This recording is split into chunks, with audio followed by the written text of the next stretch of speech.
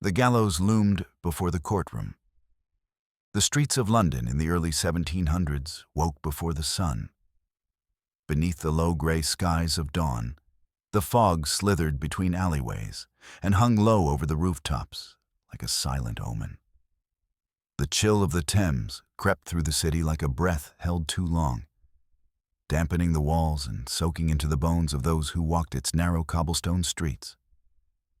Somewhere in the heart of the city, a church bell rang. Slow, heavy, measured. It echoed like judgment. And there, looming over Old Bailey's stone threshold, the gallows stood, not just a scaffold of rope and timber, but a symbol, a promise, a warning. The wood was blackened with age and rain, iron nails rusting like dried blood. The noose dangled in the wind, swaying gently, waiting without haste. It creaked when the breeze touched it, like a chair too long abandoned. And yet it was never truly empty for long. Beneath its shadow stood the Old Bailey Courthouse, London's central criminal court, its weathered face as stern as the sentences passed within. The building was cold, even in summer, colder still in winter. But it was not the weather that unsettled those who entered its doors. It was the knowledge that they might never leave the same way they came. For those accused of piracy in the 17th and 18th centuries, this building was not just a place of law. It was the final stage, the last stop before the execution dock. Long before a pirate stood in the dock, his story had already begun. At sea in the blinding heat of the Indies or the cannon-roared fog of the English Channel. Some were born thieves. Others were sailors turned desperate by hunger and war. And some had simply chosen the wrong captain at the wrong time, drawn into a life they could no longer steer away from. But to the city of London, those distinctions mattered little. When a man was accused of piracy, his name spread faster than fire through the streets. Rumors chased facts. A merchant vessel was attacked. A captain was murdered. Spanish gold seized. Survivors returned with tales of cutlass and cannon. Names were whispered, faces described. And if the accused was caught, whether in England, Ireland, or even far-off colonies, he would be dragged back here, to this courtroom, to this city, and to this gallows. Crowds gathered before sunrise, waiting for their glimpse of the pirate. Vendors sold meat pies and hot ale while children climbed posts to peer over heads. The trial hadn't started, but already the public had cast its vote. Guilty. Inside the courthouse, it was colder still. The main chamber of the Old Bailey was built of thick stone, its ceiling high and vaulted, holding sound the way a ship holds water. Wooden pews creaked under the weight of onlookers. Powdered wigs and heavy coats filled the room with the scents of musk and damp wool. Candlelight flickered in iron sconces, casting shadows that danced across grim faces. At the center of it all stood the dock. It was not a place to speak from. It was a place to be seen, to be judged. The pirate, often shackled, was marched in under armed guard. His wrists bore iron cuffs, his ankles heavy chains. Clothes torn from capture or travel clung to his frame. Sometimes he stood tall, defiant, scarred by sea and battle. Other times he trembled, lips moving in silent prayer, as if the building itself could hear him better than the judge. Across from him sat the bench. Stern men in robes, faces unreadable beneath curled wigs. They held scrolls and ledgers, ink-stained fingers tapping gently as charges were read. Sometimes they had questions. Sometimes they merely waited. The court was not a place of mercy. It was a place of finality. Piracy by English law was considered a betrayal of the crown. It was not just theft, but treason. An attack on order, on trade, on empire. It was a threat to the expanding ambitions of a nation hungry for sea routes, silver, and power. And so the pirate was more than a man. He was a symbol, an example. And the trial? That was the performance. Inside these stone walls, history and myth often blurred. Stories of buried treasure, marooned sailors, mutinies, and cursed ships were passed along like scripture. Some stories were true, most were not. But they added weight to the rope, just enough to tip the scales. Some pirates denied everything. Others claimed they were privateers, operating under foreign commissions. A few, too young or too frightened, simply wept. But once a name appeared on the court scroll, the outcome was almost always the same. Sentencing came swiftly. The gallows didn't wait. And just beyond the courtroom's high windows, the people waited too. Mothers held children on their hips, old sailors crossed their arms, and merchants, whose ships once sailed too close to the wrong coast, nodded silently when the verdict came. In that city, at that time, standing trial for piracy was not about guilt or innocence. It was about memory, about fear, about making sure that those who watched from the streets knew exactly what fate awaited them if they dared raise a black flag against the crown. The gallows loomed before the courtroom, not just as an end, but as a beginning of caution, a beginning of control, the beginning of the empire's grip on the seas. And so, as the trial ended and the noose was prepared, the city turned its gaze toward the river, toward the docks where the tide waited to claim the condemned. Because in London, during the age of pirates, the rope was as much a part of the law as the judge's gavel. And every man who entered the Old Bailey with the salt of the sea still clinging to his boots knew that. The courtroom stood still once more, its silence only broken by the wind rattling the noose outside. And the gallows kept swaying, captured at sea, paraded through the streets. Before the courtroom doors opened, before a verdict was spoken, or a sentence passed, the punishment had already begun. It did not begin in parchment or ink, nor in the cold silence of the judge's chamber. It began in the open air, on the stone-cobbled streets of London, beneath gray skies and watchful eyes. The moment a pirate was captured, the performance started. And in the capital of an empire rising by sea, performance was everything. The men who arrived at London's docks came not as sailors, nor prisoners of war. They came as trophies, often sun-scorched and ragged, half-starved from weeks below deck, wrists and ankles wrapped in rusted shackles. They stumbled off the ships that had delivered them like ghosts dragged from the deep.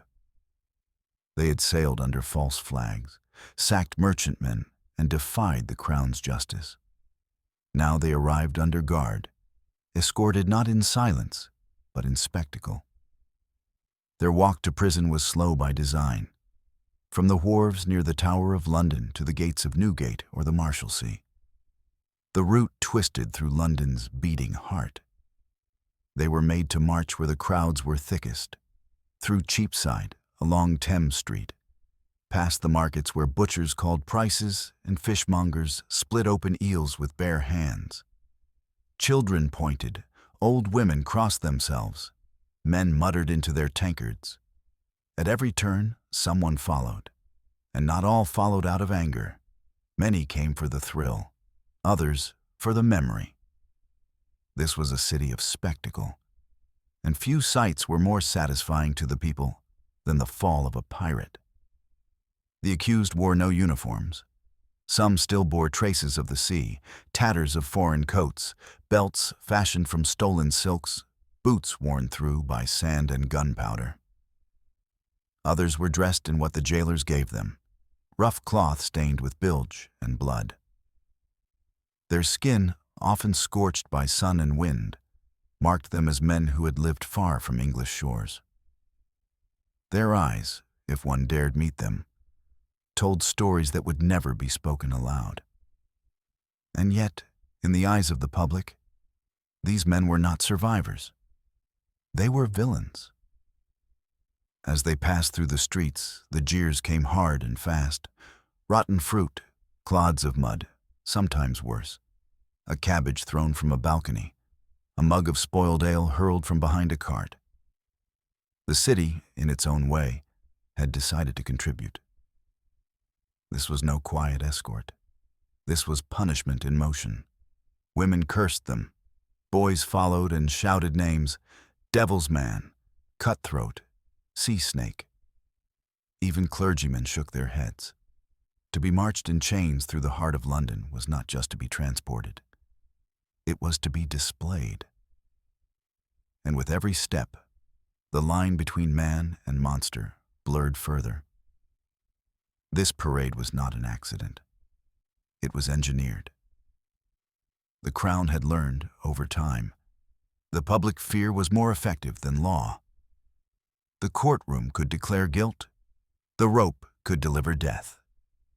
But it was the street, the daily life of the common citizen, that held the true power to shape memory. If the people could see the pirate, dirty, broken, stripped of myth, they would remember. They would tell their children. They would fear the black sails before they ever saw them. And so, the pirates were marched. Through rain, through snow, through the sticky heat of summer and the damp chill of early spring. The elements became part of the punishment. In winter, the wind sliced through their thin clothes, and iron bit into frozen skin. In summer, the stench of sweat and sewage clung to them, intensified by the press of onlookers and the filth of the road. The city around them thrived. Life went on. The bread still baked. The bells still rang. But for the condemned, it moved like a dream. The noise of hooves on stone, the slam of shutters, the bark of a market crier, each sound blurred into the next. Each step was a reminder. You are not free, and you will not be again. Sometimes they marched alone. Other times, in groups. A captain flanked by his surviving crew, or a lone gunner caught in a raid gone wrong. And on rare occasions, a woman, accused of aiding, abetting, or even commanding. Her presence drew even greater crowds. For Londoners, the idea of a woman on the quarterdeck was both titillating and terrifying. There were no defenders in the crowd. No voices rose in protest. Whatever pasts these prisoners had, whatever choices they made, desperate or deliberate, were drowned beneath the noise of the mob. Their stories would not be heard today. Today, they were props in a lesson taught by empire. The prisons they reached were not meant to heal. Newgate, its stones blackened by age and misery, was as much a death sentence as the gallows. Inside, air was thick with the stink of damp straw, urine, and rotting meat. Chains rattled like a lullaby of despair. But compared to the march, the cells offered quiet. And quiet, even among rats, was better than being stared at like a beast in a cage. Still, for many, the walk was the moment they were truly broken. Because to be marched like that, through your enemies, your own countrymen, your captors, and your curious spectators, was not simply to be accused, it was to be made a lesson, to be shamed not only by chains, but by eyes. Not only by the law, but by the people who once might have sung your name in ballads. London was a city that loved stories, and pirates, for all their crimes, had become legends. They were spoken of in taverns, painted in ballads, and feared in dreams. But here now, those stories came undone. The man limping in shackles did not look like a rogue prince of the seas. He looked tired, thin, mortal. And perhaps that was the point. Because to see a legend fall is to remember that none are safe from the reach of justice, not even those who once ruled oceans. So the city watched. The carts rolled, the boots clattered, the ropes waited. And somewhere ahead, just beyond the crowd's noise, beyond the prison gates, beyond the court's high windows, the gallows stood, unmoved, ready for the next chapter. The courtroom smelled of ink and death. The courtroom did not welcome those who entered it. It absorbed them. Past the tall oak doors and under the weight of carved stone arches, the air was different, thicker, still. It clung to the skin like a wet cloth, heavy with the breath of generations. The space held a silence that was never quite complete, broken only by the soft scratch of quills across parchment, the occasional cough from a spectator, the shifting of wooden benches too old to creak politely. Candles burned low in iron sconces along the walls. They cast a flickering yellow light that danced against the dark wood panels and long velvet curtains. The flames illuminated the dust that floated lazily in the air, each particle caught in golden limbo. The wax dripped steadily, pooling on stone floors and forgotten corners. Shadows clung to the high ceiling, where no light dared reach. The room smelled of many things: candle smoke, old leather, damp wool cloaks left too long in the rain. But beneath it all was something else, older, fouler, the faintest trace of dried blood, and the ghost of cold iron. Not visible, but felt. It was the scent of fear made permanent. At the far end of the chamber stood the bench, raised, remote, and cloaked in authority. Upon it sat the judges. Their robes were crimson. Their wigs were white and curled, though time had yellowed many of them. They looked down not with rage, nor even disdain, but with the blankness of routine. They had seen 100 men stand here before. They would see 100 more. Pirates, thieves, murderers. Their stories differed. Their endings did not. Below them, the dock waited. It was a narrow wooden box, worn smooth by time and the trembling hands of the condemned. Chains were looped through a ring at the base, ready to bind those deemed dangerous enough to struggle. To stand in the dock was to be seen, not as a man, but as a spectacle. And then the door opened. The accused was led in, flanked by guards whose faces gave nothing away. Shackles clinked softly with each step, the iron tapping against boots, echoing just enough to fill the silence. The crowd, a mix of merchants, clergy, idle gentry, and curious commoners, watched with something colder than judgment. They watched with expectation. This was not merely a trial. It was a ritual. The pirate's name was read aloud, slowly, always with a pause, as though giving time for the words to settle into the wood, into the air, into the bones of those listening. Sometimes the name was foreign. Sometimes it belonged to a boy born in Portsmouth or Bristol. But always it hung in the room like a funeral toll.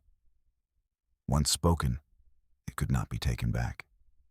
The charges followed: piracy, murder, theft upon the high seas, sacking of vessels, resistance to naval pursuit.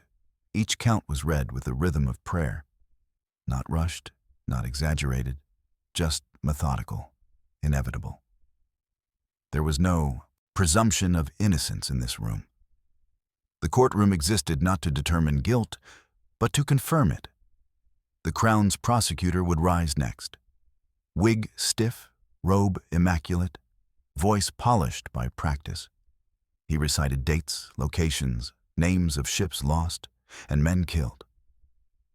He described flags flown and cargo stolen, and always he returned to one central truth.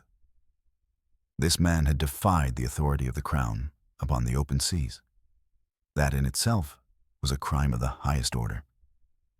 Sometimes he would hold up evidence, a flag, a cutlass, a logbook soaked in brine and blood.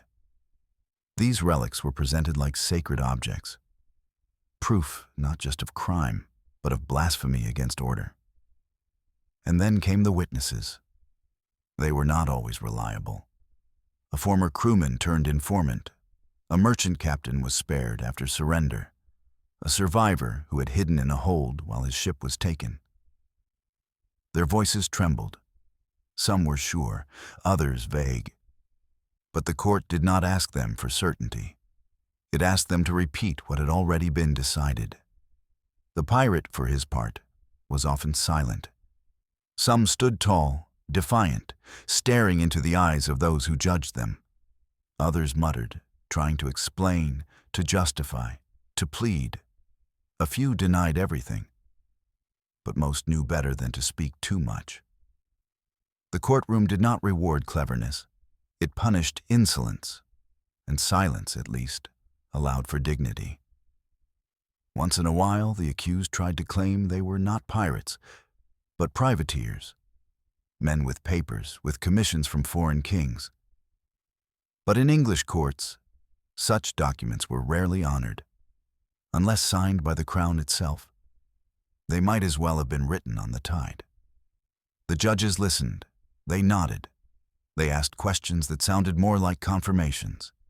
Then they conferred behind high desks, their words inaudible, their faces unchanged. The room waited. The verdict came swiftly, often in less than an hour, sometimes in minutes. The pirate was found guilty. The sentence was read with the same tone as the name had been. Cold, unwavering, final. To be hanged by the neck until dead. The words did not shout. They did not need to. They had been spoken too many times before. The audience did not gasp. Some nodded. A few whispered. One or two even smiled. The condemned was led away, sometimes struggling, sometimes silent, sometimes with tears staining the dirt on their face. But they were always led away through the same door, the one that did not lead back to the street. The court resumed its silence. The quills returned to their parchment. The candles continued to drip, and the next name was prepared. There was no joy here, no cheers, no theatrics. The courtroom had no use for drama, only for the process.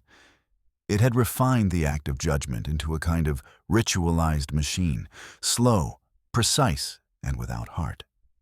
Yet in that cold precision was something more terrifying than hatred. There was indifference. The city, the court, the system. None of them hated the pirates they tried.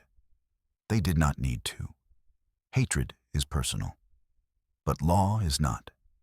Law does not care what desperation led a man to take up a black flag. Law does not care if he did so for gold or survival or revenge. The law only cares that he did it. And once that was established, the rest unfolded like clockwork. To the people of the time, this process was not just punishment. It was reassurance. The courtroom, in all its cold ceremony, reminded them that chaos could be controlled. That even the wildest rebels of the sea could be brought to heel, bound in iron, and made to answer. And for those who dared dream of escape, of turning from the dock and sprinting through the crowd to freedom, there was only the reminder of what waited just outside. The noose swayed in the wind, the rope was ready, and the names kept coming. The courtroom smelled of ink and death, and it would for years to come. Who had the right to judge a pirate? The weight of judgment often falls from hands unfamiliar with the world they condemn. Inside the high-walled courtroom, beneath the arched ceiling and flickering candlelight, sat the men who decided the fates of pirates. Their robes were red, edged with sable, their wigs powdered white, and their eyes, shrewd, practiced, unmoved. They held scrolls written in fine script and statutes copied from books older than the courtroom itself. But few had ever touched a sail.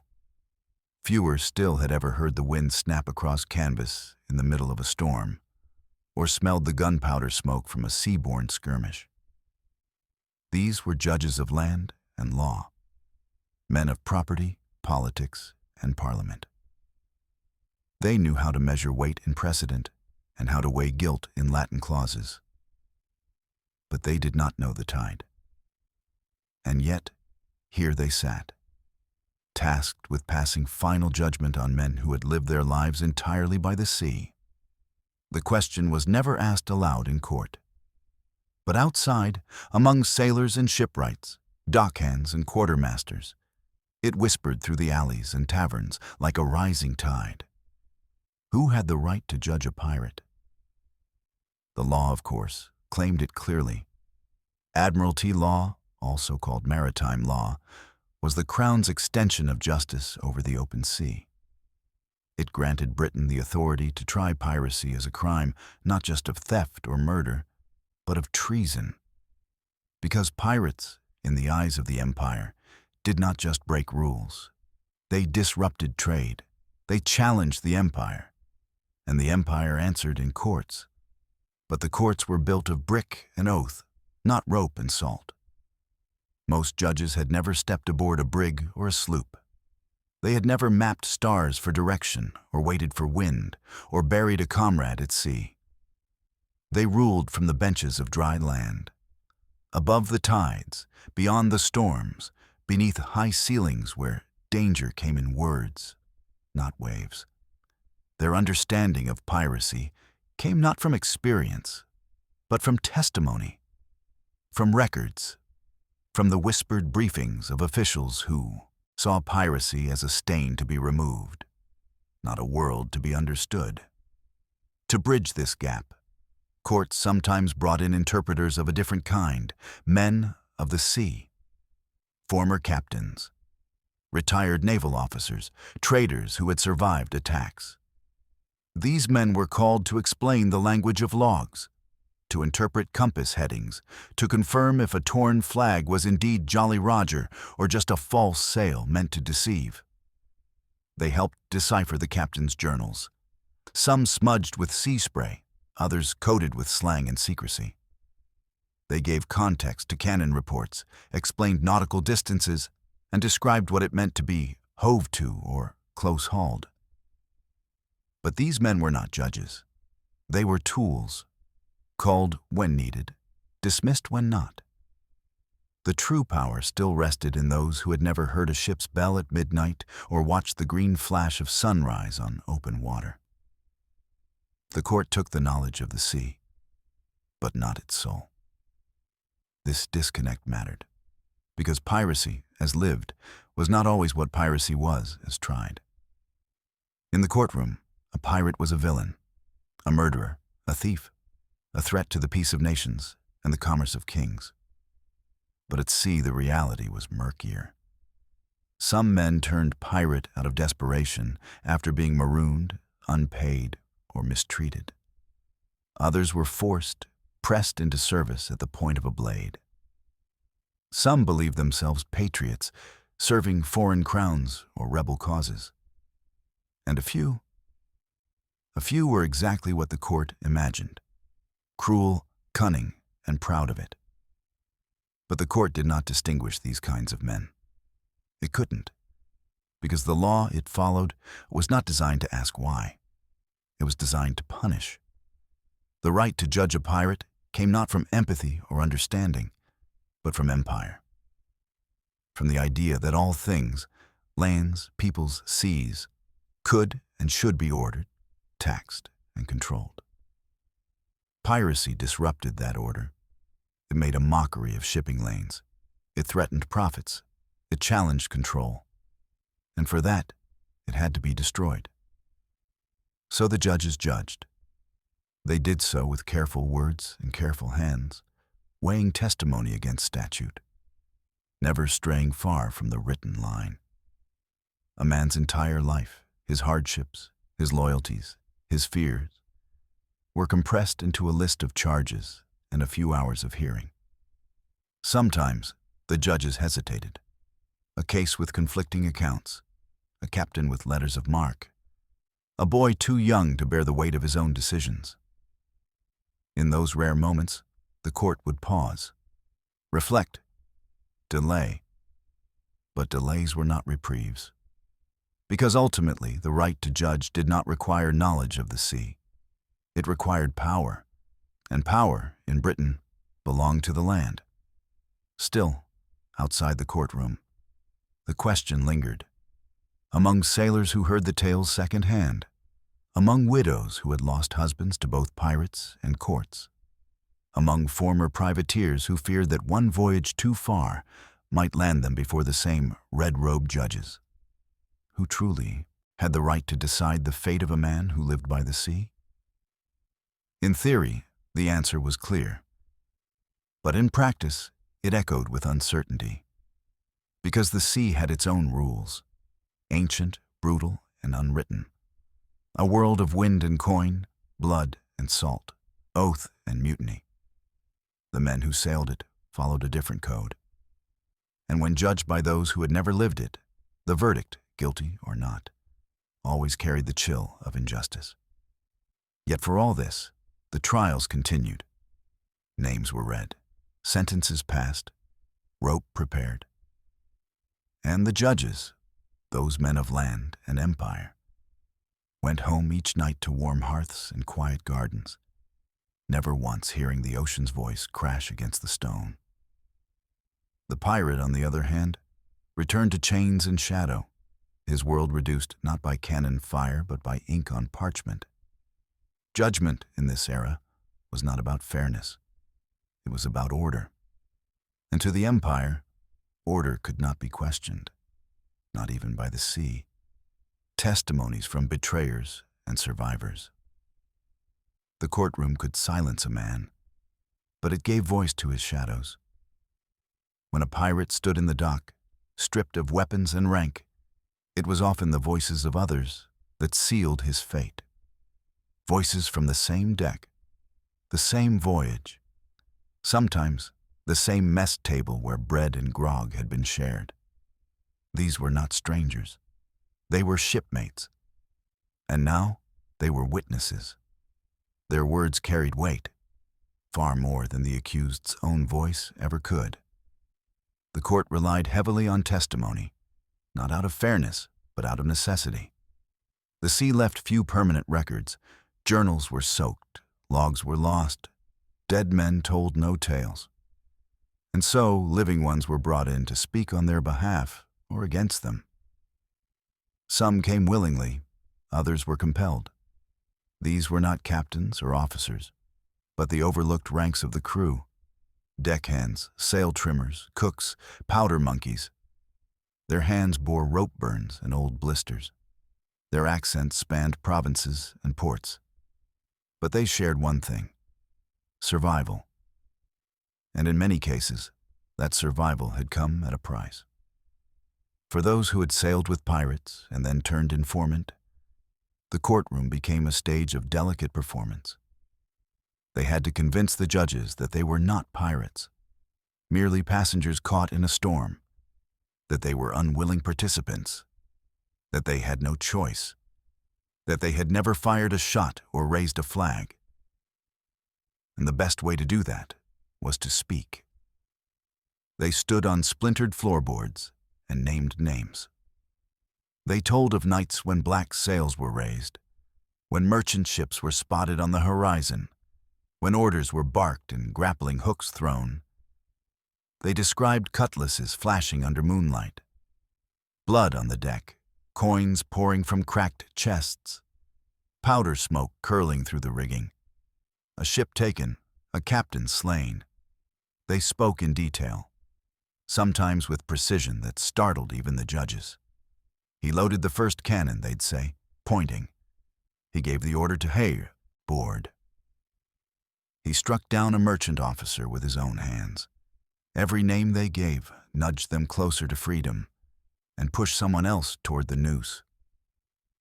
Among the most valued witnesses were surgeons, not because they saw the most violence, but because they remembered it in detail. They had patched wounds from battle. They had treated scurvy-ridden limbs and splinted, shattered bones after a boarding skirmish. Their journals, when kept, became quiet indictments. Even the ship's cook had a role. He might recall the spoils that passed through the galley: sacks of stolen sugar, crates of Spanish wine, barrels of purloined rum. He could testify to the sudden abundance after a raid, to the days of celebration that followed, and to the men who toasted loudest. But not all testimony came from within. There were survivors, too. Merchants whose ships had been seized, officers of the East India Company who had escaped burning sloops, cabin boys who had hidden in barrels or behind sails until the pirates were gone. These men, sometimes still trembling, described the moment their world shifted. They spoke of fear, of the smell of smoke and salt and blood, of curses shouted in a dozen languages, of boots stomping across their decks, of fire and steel in looted holds. They did not care about nuance. They had seen too much. Their voices cracked, but their message rang clear. These men are monsters. For the accused pirate, every word stacked against him. He could speak, of course, but few did. Fewer still were believed. If he said too much, if he argued every point, denied every claim, contradicted every detail, he looked guilty, desperate, a man clawing at the tide. But if he stayed silent, if he bowed his head and bit his tongue, the silence was treated as proof. A refusal to speak was painted as arrogance, or guilt, or fear. There was no easy way to stand in that dock. And so many stood still, listening as men they once sailed beside dissected their every action. The angle of their blade, the expression on their face, the cheer they gave when gold was found.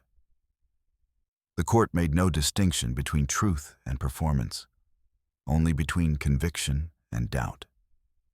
A dramatic witness, trembling with fear, was more useful than a quiet one with little to say. And over time, a pattern emerged. The more damning the testimony, the safer the witness became. Those who gave names early were offered clemency. Some were never charged at all. Others served brief sentences. A few even returned to sea, under the Crown's flag this time, their pasts quietly erased. It was a trade. Words for freedom. The court rarely asked why these men had joined pirates in the first place. It did not want to know how they were recruited, or whether they had been forced, or if their own captain had betrayed them. Complexity served no one here. Only certainty did. And in that certainty, betrayals flourished. The pirate code, so often romanticized, its vows of loyalty and shared spoils, meant little in the face of a courtroom silence. Brotherhood cracked beneath the gavel's weight. Survival, not honor, became the law of land. But there were costs. Some informants, even after their freedom, could never return to the docks they once called home. Their names became whispers, their stories marked by guilt, because sailors, even in hard times, remembered. They remembered who had spoken and who had hanged. In the end, these testimonies shaped not only the trials, but the memory of piracy itself. They became the backbone of the historical record, the source material for scribes and scholars and chroniclers. Yet they were spoken in desperation, crafted in fear, offered in trade. And so, as we look back, a quiet question remains. How much of what we know about pirates was shaped not by the guilty, but by those who needed to be spared? The truth may still lie somewhere beneath the waves, buried in shipwrecks and unspoken regrets. But in the courtroom, it was shaped in ink and echo, in voices that quivered, in names that were given, and in the silence that followed. Evidence was a blood-stained map and a hat. In the stillness of the courtroom, long after the testimonies had settled into silence, came the objects. They were not grand, not majestic, not even clean. They arrived wrapped in cloth, tucked into boxes, pulled from sacks, laid gently, or sometimes carelessly, upon the long wooden table in the center of the room, where all eyes could see them. There was no trumpet of revelation, just the slow, deliberate unfolding of stories told not in words, but in things. Evidence, not the kind held in a polished case or catalogued with exacting order. These were items dragged from the belly of ships, pulled from the bodies of the captured, or offered up by frightened informants. Each piece was like a splinter of a much larger truth. A torn flag, a flintlock pistol with no clear owner, a silver chalice marked with an unfamiliar crest, salt-eaten pages from a captain's journal. They looked like artifacts pulled from shipwrecks, half preserved, half ruined, always carrying the scent of sea and ash. The courtroom would fall even quieter as these items were revealed. There was reverence in the air, not for the objects themselves, but for what they meant. They were treated like relics from a battlefield, remnants of violence and fear and bold defiance. They were used to prove that the man in the dock had been there, that he had held the sword, that he had touched the gold, that he had, at some point, been pirate enough to leave behind proof of it. A blood-stained map might be the most damning of all. Unfurled slowly on the table, it told no full story, but enough. Ink lines, smeared and hastily drawn, marked shipping lanes or hideouts, sometimes with small X's that begged for interpretation. If the edges were singed or the surface torn, all the better. It suggested use in a real raid. If blood dotted the parchment, it whispered of violence. It didn't matter whose blood it was. The court didn't need the whole story, just enough to convict. One such map, pulled from a captain's coat at the time of his capture, became the centerpiece of an entire trial. It listed Caribbean islands with names marked through, circles around harbors, strange notations in languages the court clerks didn't recognize. When held up by the prosecutor, it was presented not as a tool of navigation, but as a weapon, a design for theft, a blueprint of guilt. And then, sometimes, there were hats. Yes, hats. Feathered, wide-brimmed, made of exotic materials, decorated with bright plumes or strange embroidery. The kind of hat not worn by ordinary sailors or even officers of the crown. These were seen as indulgent, theatrical, and therefore suspicious. They were signs of vanity, of loot taken from the dead, of wealth flaunted by the unworthy. In one trial, a single hat was passed around the court. It bore a long red feather, clearly dyed. When placed on the table, the prosecutor suggested it had been taken from a murdered Spanish nobleman, though no name could be proven, no victim identified. Still, the implication stuck. What kind of man wore such a thing at sea? What kind of sailor boasted such luxury? The answer was whispered before it was spoken. A pirate. Other objects followed. A ring bearing the crest of the East India Company. A piece of silk embroidered with Eastern script. A cutlass with a handle wrapped in crimson thread, said to be West African in origin. A cracked compass. A coin of Portuguese gold, melted at one edge from fire. Each item built a picture, none complete. But together, they wove a narrative the court was all too ready to believe. The accused rarely contested them. What could they say? The objects had no voice, but their presence shouted. Some tried to claim the items weren't theirs, that they'd been planted or taken in confusion or salvaged from a wreck. A few even admitted to owning them, but insisted they were gifts or purchases. But such claims rarely found sympathy. The court didn't weigh sentiment. It weighed symbols. and every object that looked out of place on a humble sailor became a rope in the hand of the prosecution. The Crown understood the power of these relics. They became the physical embodiment of rebellion. Far more than words, they gave the jury something to see, to imagine, to fear.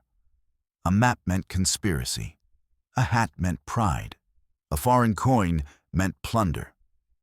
No matter how innocent they may have once been, under courtroom light, they became proof. But there was something haunting about the way these objects passed from hand to hand. Each had a story no longer attached. The blood on the map had once belonged to someone. The ring had once rested on a finger. The silk had traveled across oceans. And now, stripped of context, they served only one purpose: to condemn. In time, some of these items would disappear into evidence vaults. Others would be lost. A few, ironically, would find their way into private collections, prized by gentlemen who had never faced cannon fire, but fancied the myth of piracy from the safety of drawing rooms. The courtroom, however, never cared for what happened afterward. It cared only for now. And in that moment, as the judge peered at a tarnished coin or ran a gloved finger along the edge of a dagger, the pirate in the dock became smaller. Less a man, more a story being told through things he may or may not have touched. That was the danger of evidence in pirate trials. It rarely spoke truth. It spoke suggestion. And in the silence between suggestion and judgment lives unraveled. The courtroom did not need full proof. It needed presence. A hat, a map, a weapon, and a man standing near them. That was enough. And so, with each object displayed, each relic raised to the flickering light of justice, the sentence grew heavier. The rope outside the courtroom didn't care about the provenance of a coin, only that it had been found. The jury was no friend to the sea. They entered the courtroom not in uniform or regalia, but in coats smelling faintly of smoke and soap. Bakers, blacksmiths, cobblers, chandlers, grocers. Their hands calloused from honest trade, their faces weathered by market winds, not ocean salt. They were men of the city, pulled from the alleys and avenues of London's waking sprawl, summoned not by desire, but by duty. The jury, 12 men, seated shoulder to shoulder in stiff-backed benches, with eyes made alert by a mixture of fear, curiosity, and civic responsibility. They sat beneath the court's high windows, where the pale light filtered down like judgment itself, soft and cold and inescapable. In that chamber of polished wood and stone, they held no gavel, no robe, no command, only verdict. But their presence was everything. In pirate trials, the jury was the final instrument of law. They were chosen not for expertise, but for availability. They had no experience at sea. Few had even seen a port beyond London's. The rhythm of waves, the logic of a storm, the sounds of sails unfurling in the dark, these were foreign to them. They were people of pavement and chimney smoke, of shop stalls and church pews. Their world was measured in footsteps, not knots. And yet, they were asked to judge men who had lived their lives among cannons and coral reefs, who had fought under flags that changed with the wind, who had called the horizon home. That gap was never addressed. Instead, it was quietly exploited. Because to the Crown, the best jury was one that feared what it didn't understand. Before the accused ever spoke, the jury was fed a story. The prosecution laid it out in the cadence of parable, simple, severe, absolute. A merchant ship attacked, a captain killed, a boy thrown overboard, gold stolen, a colony burned, and then, finally, the pirate captured, shackled, dirty, defiant, the man who sat before them now. By the time they looked at his face, they had already met his reputation. The room became a theater. The jury, the audience, the pirate, the villain. And villains, after all, must fall. There were no tales of bad weather, no discussion of a desperate voyage or an unpaid crew, no mention of the thin line between sailor and outlaw in an age where wages were withheld and promises broken. The story the jury heard was fire and terror. Screams in the night, sails black against a moonlit sky. They were told that the man before them had brought fear to the oceans and ruin to the empire's trade. It did not matter if he was a quartermaster or a cook, if he had joined by choice or by force, if he had held a blade or simply followed orders. Guilt in these trials was often shared by all on board. The jury had little time to decide and less room for doubt. They rarely asked questions. They never left the chamber with uncertainty. Many returned their verdict within the hour, some within minutes. The system preferred it that way. Swift justice calmed the city. It satisfied the merchants, reassured the captains, comforted the crown. There was no need for reflection, only resolution. And so the pirate in the dock waited, as 12 men who had never seen a cannon fired at sea decided if he should swing. In one notable case, a juror was overheard saying, before the trial even began, that he had seen enough pirates for a lifetime. He had never met one, but he had read the pamphlets. He had heard the tavern tales. He had seen the illustrations, wild-haired men with daggers in their teeth and treasure in their boots. The court dismissed no one for bias. Another jury, when asked to rule on a young sailor accused of aiding in a single raid, deliberated less than 10 minutes. The evidence was thin. The testimony conflicted, but the name had already been whispered in the market, painted as guilty by association. The verdict was guilty, the sentence death. There were exceptions, rare moments when a jury hesitated, when they looked at the man and saw not a demon, but a boy, or a sailor caught in tides beyond his reach. In those few cases, clemency came. Transportation instead of hanging, a pardon for cooperation. But such outcomes were whispered like miracles, unreliable, fleeting.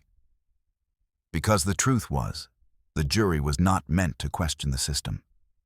They were meant to complete it, to make it whole. And so, in trial after trial, they nodded to the judge, rose to their feet, and read the final word aloud. Guilty. The word echoed in the chamber like a bell rung over open water. The pirate was led away. The jury returned to their homes, some to shops, some to families, some to churches where they would pray for the empire and forget the faces they had condemned. And the court prepared for the next name on the list. In the great machinery of British justice, the jury was a cog, necessary, replaceable, silent. But the consequences of their silence were not. Because in judging pirates, men who lived beyond the known and defied the tides of empire, they were asked not just to punish, but to preserve, to protect a world built on order by destroying those who had tasted something wilder. And in doing so, they revealed a deeper truth about the time. That fear, when given form, will always find a willing audience. The pirate's defense was a whisper. In the towering silence of the courtroom, the voice of the accused rarely rose above the floorboards. Defending oneself in a piracy trial was not just difficult. It was nearly impossible. The walls had already been painted with fear. The jurors stirred by stories of violence, the prosecutors armed with relics and rhetoric. When the moment came for the pirate to speak, he was doing so not to be believed, but to be heard at all. And even that was rare. Lawyers were scarce for men like these. The poor, the foreign, the damned. If one was granted, it was often little more than a formality. a clerk reciting lines, not a champion building a case. Most pirates stood alone, their hands shackled, their clothes tattered, their voices cracked from salt and sleepless nights. What could they say? Some tried. They claimed they were privateers, legal agents of war, bearing letters of marque from foreign crowns. They produced, when they could, weathered papers signed by Spanish, French, or colonial authorities. But in an English courtroom, such documents were viewed with suspicion. A paper from Madrid meant nothing in London. A seal from Port Royal might as well have been drawn in charcoal. Others pleaded that they had been forced into the life, pressed into service at blade point, captured during battle and given a brutal choice, join or die. Some were cabin boys turned gunners, never given a chance to refuse. Some were skilled navigators whose talents had made them too valuable to release. They spoke of chains below deck, of threats whispered in the dark, of mutinies they did not join, and orders they could not defy. A few said they had never drawn blood, that they had manned sails, not cannons, that they had cooked food or stitched sails while others fought and looted, that they had stood at the rail, not the blade. But these words carried little weight, because to the court, to the jury, to the silent machinery of empire, nuance did not survive the raising of a black flag. Guilt, once assigned, was total. It did not matter whether the accused had fired a shot or shouted an order. He had been there. He had worn the name. And that was enough. The courtroom had no room for subtlety. If a man tried to speak too passionately, he was warned. If he raised his voice, he was silenced, shouted down, corrected, interrupted. The court had patience for confession, not defense. Sometimes, the accused refused to speak at all. Some stood with heads bowed, knowing that any protest would be twisted, knowing that their accent, their skin, their scars told a story louder than their words. They let the silence speak for them. But silence, too, was dangerous. It was read as defiance, or guilt, or both. Others tried to appeal to religion. They claimed repentance. They cited scripture. They spoke of sins confessed and lives changed. But these pleas were for the gallows, not the bench. The court did not forgive. It ruled. And so, most defenses were not arguments. They were murmurs. Small truths spoken into a storm of assumptions. Words like stones dropped into a raging tide. Swallowed. Forgotten. In one trial, a sailor barely more than 16 years old insisted he had never wanted to fight. That he had joined a ship seeking trade, not war. That the captain had flown false colors. That he had been locked below deck during the raids. His voice trembled as he spoke. The court listened. The jury nodded. And still, the sentence came. He was hanged within the week. In another case, a weathered man in his 50s, once a Royal Navy officer, stood accused of turning pirate after a mutiny. He claimed he had taken command to restore order to prevent bloodshed.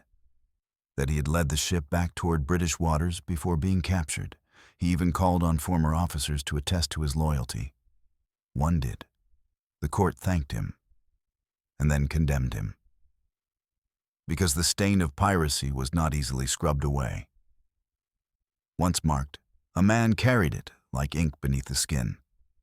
To the crown, to the court, to the watching merchants and generals, pirates were not wayward sailors.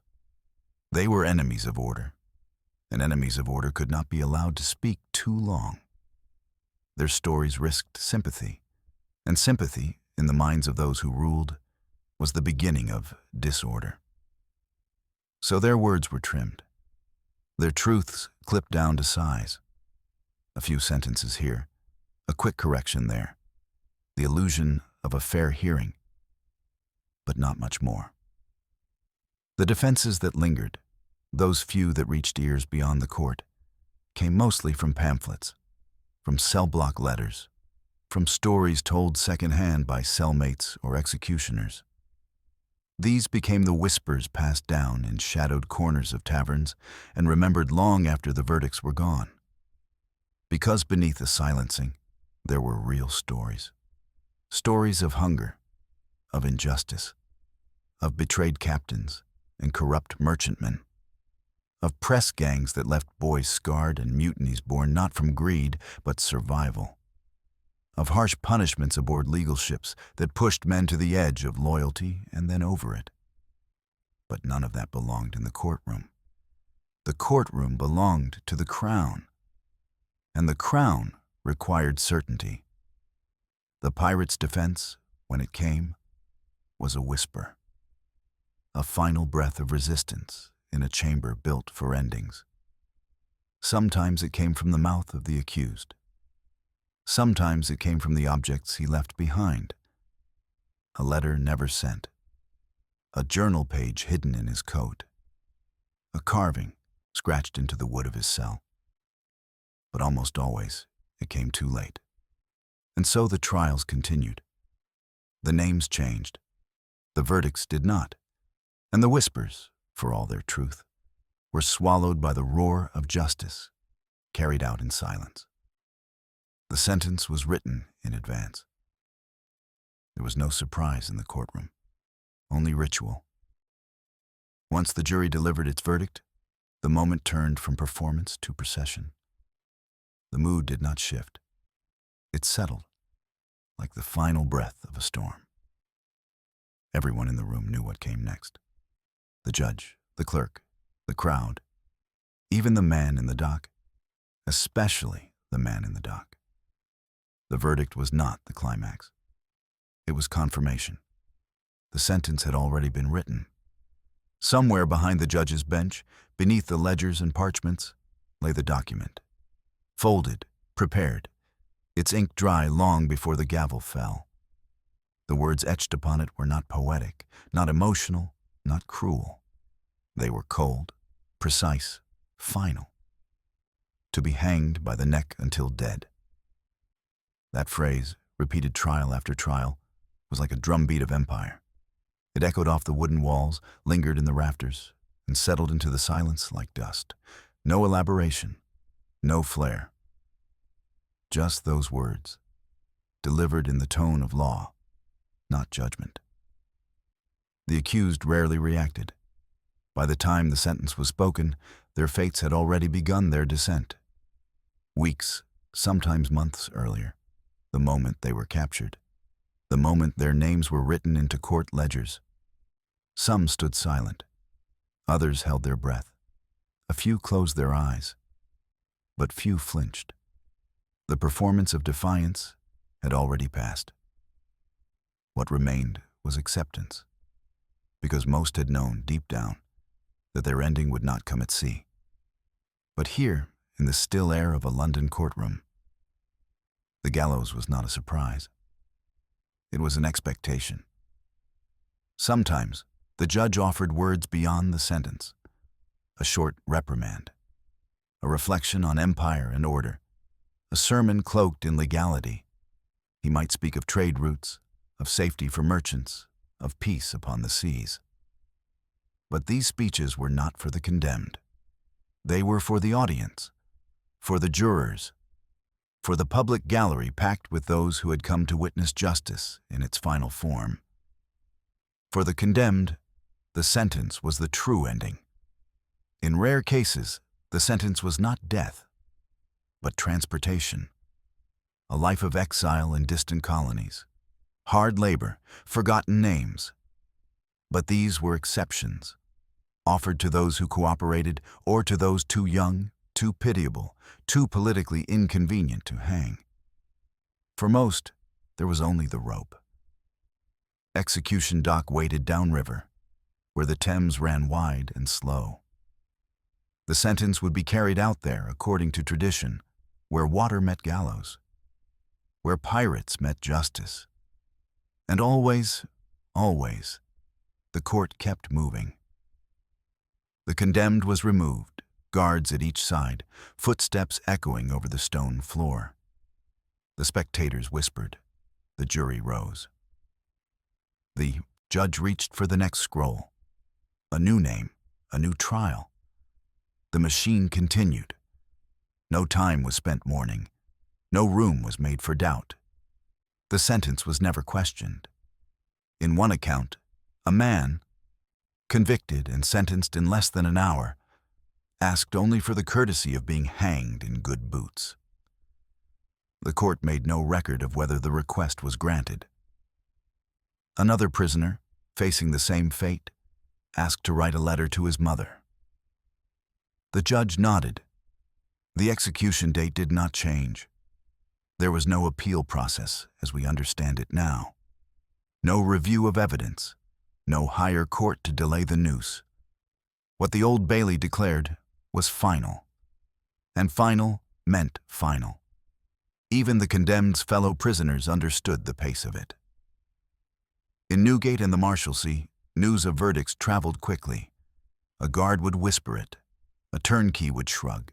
The man was gone. Hanged. Not yet. But soon, by sunrise, or perhaps the next tide. The paperwork was efficient. The rope was ready. And the sentence, as always, had been waiting. There is a strange solemnity in the way empires conduct executions, not as acts of vengeance, but of administration. It was not the rage of kings that sent pirates to the gallows. It was policy, trade, the weight of order. A pirate disturbed that order. The law removed him. The sentence, written in advance, made it clear. This was not personal. It was systematic. But for the man in the dock, it was personal enough. Because though the parchment was prepared and the ink dry, the blood would still be warm. What the court called formality, the condemned called fate. And so the moment passed. Quiet, heavy. The courtroom exhaled. Another name crossed out. Another man sentenced. Another soul sent toward the waiting tide. London, outside, continued. Vendors sold bread. Chimneys smoked. The river rolled on. But somewhere beneath the stone arches of the courthouse, a chair sat empty. A sentence had been spoken, a future sealed. And the noose, still coiled in its quiet place, waited for the neck it had already been promised.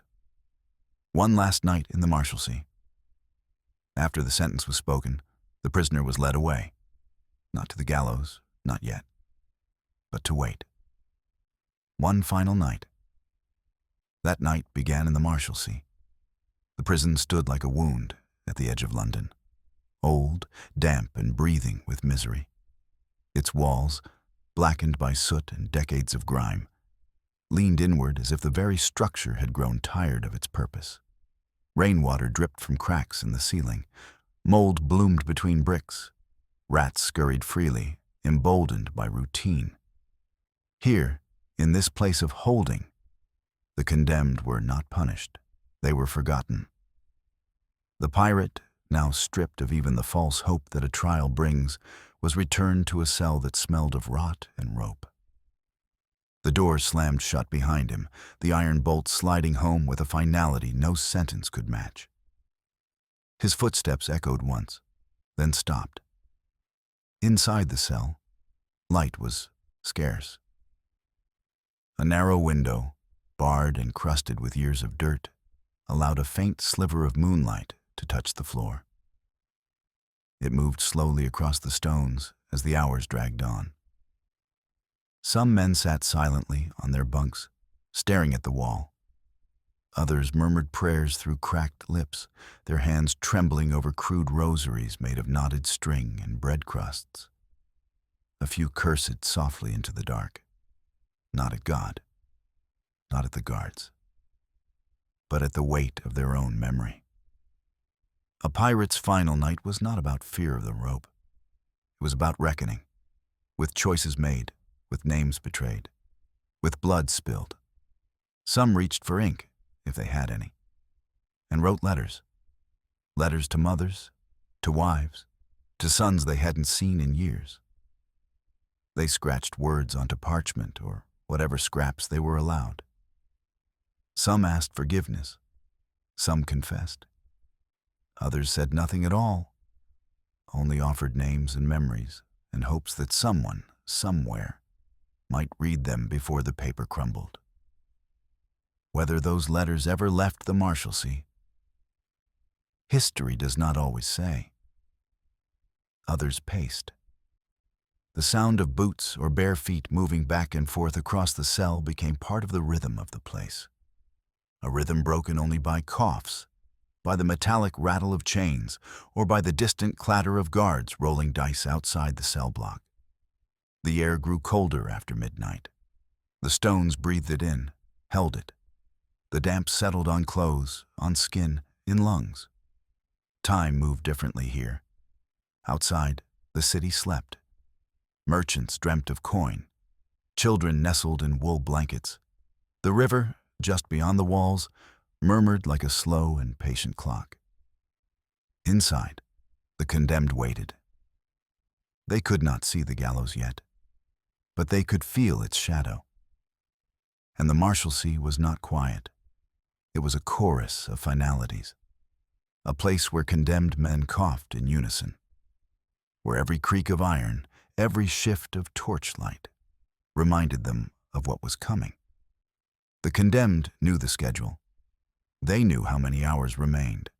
They knew the boots would arrive just before dawn, that a turnkey with a sour face would open the door, that a chaplain would trail behind, whispering scripture, that a cart would be waiting outside with straw and rope and the slow rumble of its wooden wheels. They also knew what came after. Execution dock. 3 tides, 1 rope. A crowd gathered for spectacle, not for mourning. And yet, that last night remained, a space where the living hovered between breath and memory, between what they had been and what they would soon be called in broadsheets and ballads. Some spoke to their cellmates. A few shared stories. One last time. Tales of the sea, of ports long gone, of captains too proud, and gold that was never worth the blood it cost. There was laughter sometimes. Hollow, tired laughter.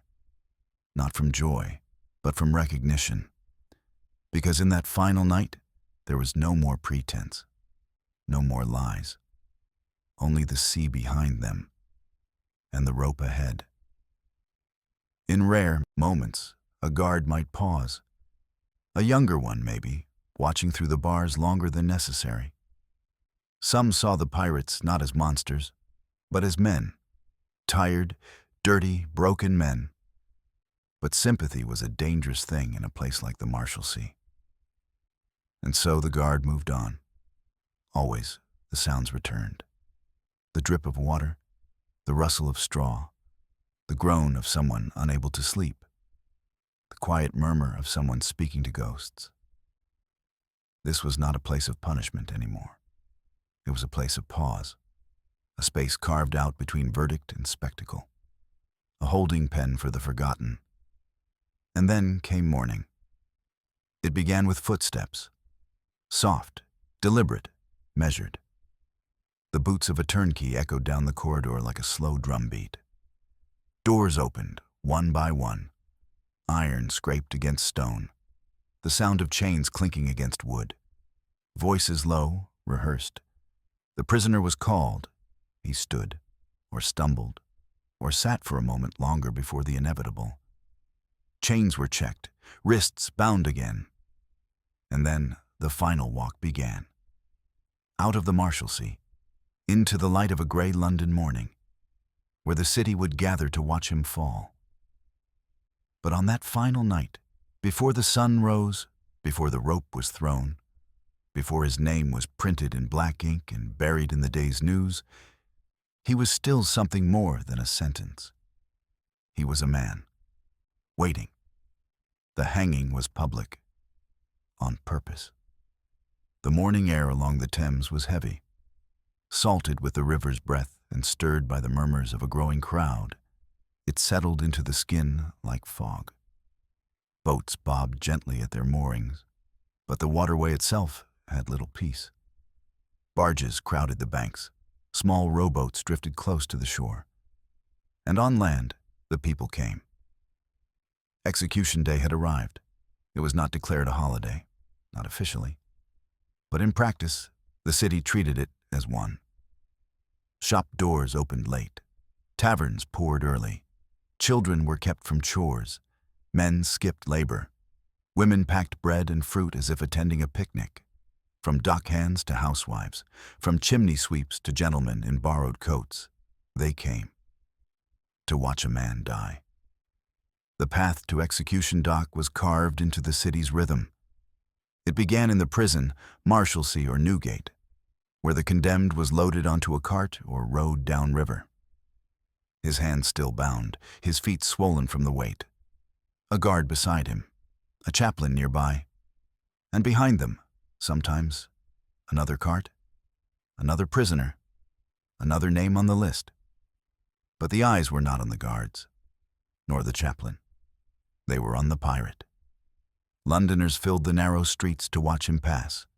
Some shouted insults, others stood in silence. A few tossed fruit, not out of hate, but because that's what the day called for. It was theater, and everyone played their part. The pirate, most of all. For some, this was the first and last time they would see one up close. Down at Wapping, where the river curved like a waiting noose, stood the gallows. Execution dock. Unlike the scaffolds of public squares, this one reached into the tide.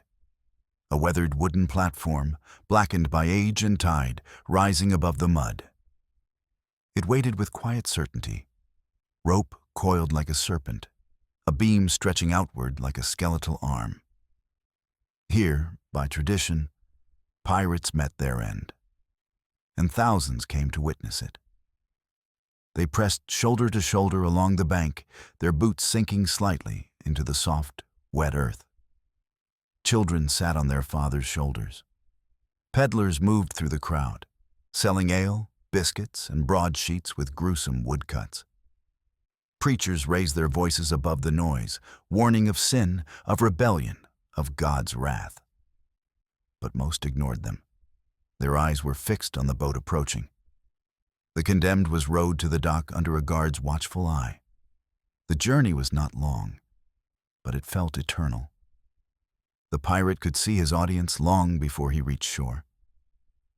He could hear them, smell the heat of the crowd. He could see the gallows, its beam dark against the morning light, its noose swinging slightly in the breeze. The tide lapped gently at the dock's base. This was important, because the law required that a pirate's body hang until 3 tides had passed over it. Not 1, not 2, 3. The symbolism was clear. The sea, which had once been his refuge, would now become his witness, his confessor, his judge. When the prisoner reached the platform, a hush fell. It always did. Even the rowdiest spectators grew still as the moment approached. Even those who came to jeer found themselves quieted by the weight of what came next. The pirate stepped onto the dock, some stumbling, others calm. A few looked out into the crowd, searching for a familiar face. Most saw none, only strangers. A sea of eyes. The rope was placed around his neck. The chaplain whispered scripture. The crowd leaned in. And then, the drop. There was no trumpet, no scream, just the sound of the trapdoor, the crack of the fall, and silence. For a moment, time held its breath. Then the sounds returned. Children asked questions. Adults gave vague answers. Vendors resumed their calls. But no one looked away just yet, because the law was not yet done. The body remained. It would stay there, hanging, until the tides did their work, until the river rose slowly and touched the boots, the legs, the chest, the face. Then it would recede and rise again. 3 tides. Only then could the body be taken down. This part of the ritual mattered. It wasn't just about death. It was about demonstration. The Empire wanted the lesson to last, not just in ink or in verdict, but in image. The pirate's body became a warning, visible, vulnerable, and very much real. Sometimes, if the man was notorious enough, his body would be tarred and caged, hung high in a gibbet along the shore, left for days, for weeks, until the bones fell apart and the story faded. Parents pointed their children toward it and said, "This is what happens. This was justice. This was empire. This was control." And yet, beneath the theater, there remained something else, something quieter, a current of discomfort, because even the most hardened observer, after the third tide had risen, could not help but wonder. Who had that man been before the rope? A sailor? A father? A boy pressed into service? A rebel? A thief? Or something far more common? A man who had taken a wrong turn on a deck somewhere and never found his way back? The crowd rarely lingered long enough to ask. By afternoon, most had returned home, to work, to routine. The pirate, by then, swayed gently in the breeze. Above him, gulls circled. Below him, the river moved on. And London, ever hungry for stories, prepared for the next execution. Because the gallows would not stay empty for long. The tide took them, but not their names. The bodies were taken down after the third tide had risen and fallen over them, after the crowds had drifted away and the smell of river mud mixed with morning dew. Executioners returned to the gallows. With practiced movements and no ceremony, they cut the ropes. The corpses fell with a dull, wet thud. No prayers were read, no markers left behind. The river received them. Some were buried in unconsecrated ground. Others, those deemed too infamous, too cursed, were simply cast into the Thames. The water closed over them without pause, as it had over ships, sailors, and secrets for centuries. But the names stayed behind. In the streets of London, the names of pirates lived longer than their trials. They lingered in the corners of taverns, on the lips of ballad singers, and in the pages of cheaply printed pamphlets that changed hands faster than sermons. One name became 10. 10 became 100. Some true, some twisted, some invented outright, but all unforgettable. There was something about the pirate that resisted burial. He was outlaw, yes, but also symbol, a figure who haunted the edge of empire, mocking its rules, stealing from its wealth, vanishing into its blind spots. And even as the court sought to erase them, the people remembered. Some pirates were remembered as monsters, their deeds repeated in horror, sacking ships, burning cargo, spilling blood. Their names were spoken with a shiver. Mothers used them to hush children. Men muttered them before long voyages, hoping to avoid the same waters. Others, though, became something more complex. Martyrs, perhaps. Men who had been betrayed. Men who had risen against cruel captains. Men whose trials were too quick, too convenient, too clean. Their stories took on the weight of injustice. They were sung not as villains, but as warnings. One such name was William Fly, hanged in 1726. A sailor turned mutineer, Fly stood calmly at the gallows, adjusting his own noose and condemning the treatment of seamen by shipmasters. He became a symbol of protest. His story passed from dock to dock, a quiet defiance tucked into work songs. Another was Captain Kidd.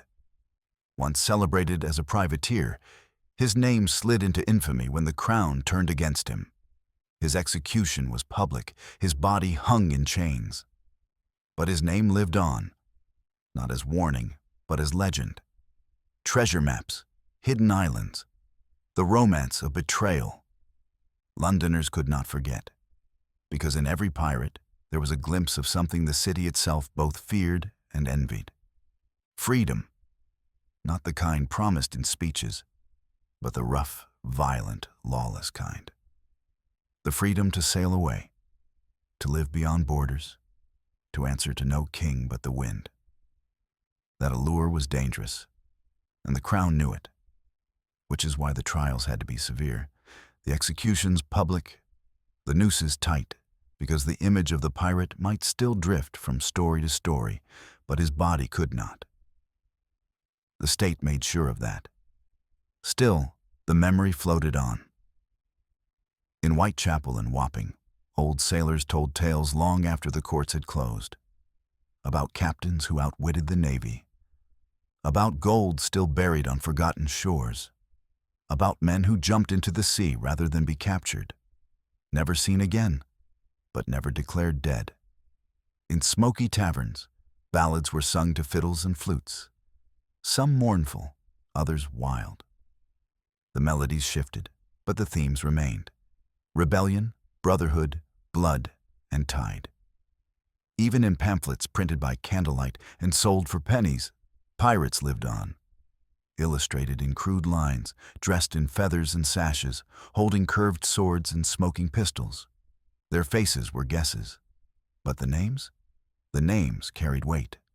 Blackbeard, Anne Bonny, Bartholomew Roberts, Calico Jack, and countless others, less known but no less real. Men and women whose voices had been silenced in courtrooms, but were resurrected in rhyme. Over time, the facts faded. Fiction rose. But the core remained. They had stood before the court. They had heard the sentence. They had dropped through the trap. And still, they had not vanished. Because memory has its own tide. And it flows not by law, but by curiosity, by myth, by the human need to ask, what if? What if they were more than criminals? What if they were victims? What if they were heroes? The truth, of course, is buried deep, beneath ledgers and trial transcripts, beneath lies and ballads, beneath centuries of retelling. But the fact remains.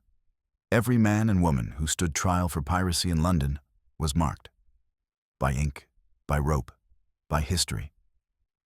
And that mark, despite the efforts of courts and kings, could not be washed away by three tides. The tide took their bodies, but not their names. Across centuries, in courtrooms and gallows and riverbanks, now long vanished, the echoes remain.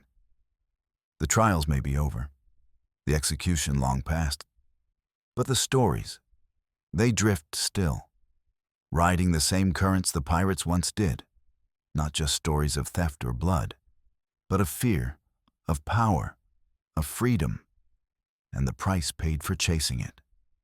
In the end, piracy was not just a crime, it was a mirror, held up to the empire, to justice, to us, and the reflection, even now, refuses to fade.